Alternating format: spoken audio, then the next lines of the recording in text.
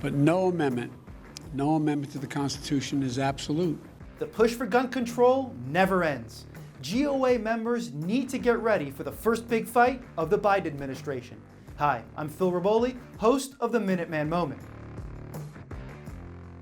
Nothing I'm about to recommend in any way impinges on the Second Amendment.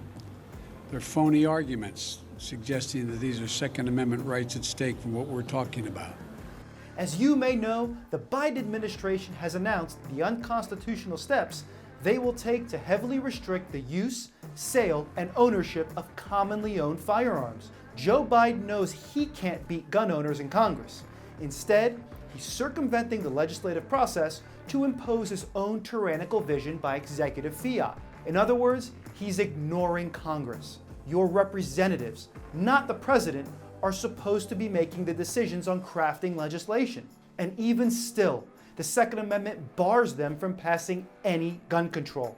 President Biden is laughing at you and your vote right now. He just doesn't care. That's why he thinks he can use executive actions to control how we live our lives. In a recent press conference, this is what the Biden administration is telling you they want to do with your rights. Stop the proliferation of so-called ghost guns, rewriting the rules on stabilizing braces to turn pistols into short-barreled rifles. He also wants something he calls a red flag law, but what he means is mandating gun confiscation orders. He wants slush funds for cities that already have extreme gun control to fight crimes when a firearm is used. And of course, he will nominate David Chipman, an anti-gun activist, to be the director of the ATF and push for more gun control.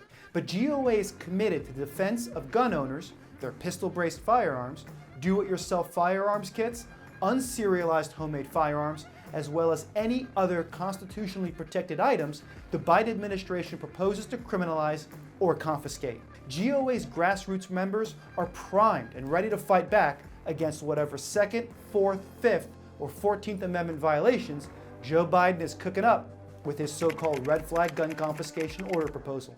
Here are the details of the Biden proposal. First, let's get this out of the way for everyone in the back of the room. The term ghost gun is made up by anti-gunners. Other than gun grabbers, no one uses the term.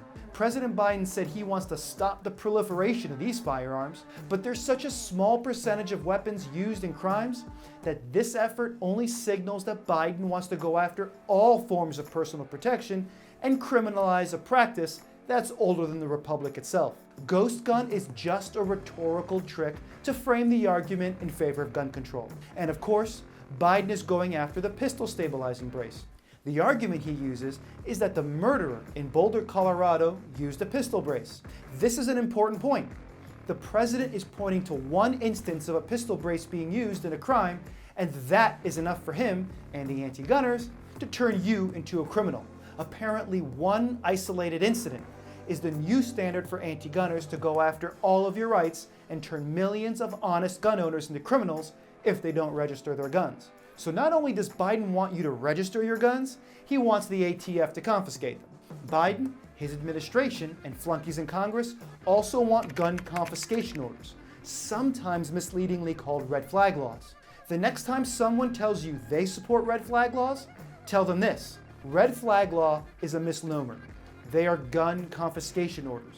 And two, there is no such thing as a GCO that allows for due process. The president said that a federal GCO should be incentivizing states to pass these laws. Let me tell you what that means. President Biden wants Congress to pass a law that sets aside a big pot of money that will be used to bribe states to pass gun confiscation orders. That's what he means by incentivize. We've seen this happen before. We cannot let it happen again. Speaking of slush funds, the Biden administration wants a $5 billion investment over 8 years to support community violence intervention programs. This money will be used to help neighborhoods afflicted with violent behavior. But I bet those same neighborhoods are living under some of the most extreme forms of gun control in the country. Chicago, anyone? Do you think there's a connection between gun control and higher levels of violence? Of course there is. Do you think that President Biden and his administration recognize the connection between gun control and higher levels of violence? Of course they don't. Lastly, Biden will nominate David Chipman to serve as director of the ATF. Chipman is a long-time gun control activist. You know what I find most interesting here? When President Trump and the Republicans were in control of the White House and Senate, they didn't nominate a pro-gun activist to head the ATF, but President Biden and the Democrats who control the Senate have no problem nominating a gun control activist to the ATF. There's a lesson to be learned there. I may go more into Chipman in a later episode, but for short, he's bad news for the 2A. That's it for this week. I'm Phil Raboli with the Minuteman Moment.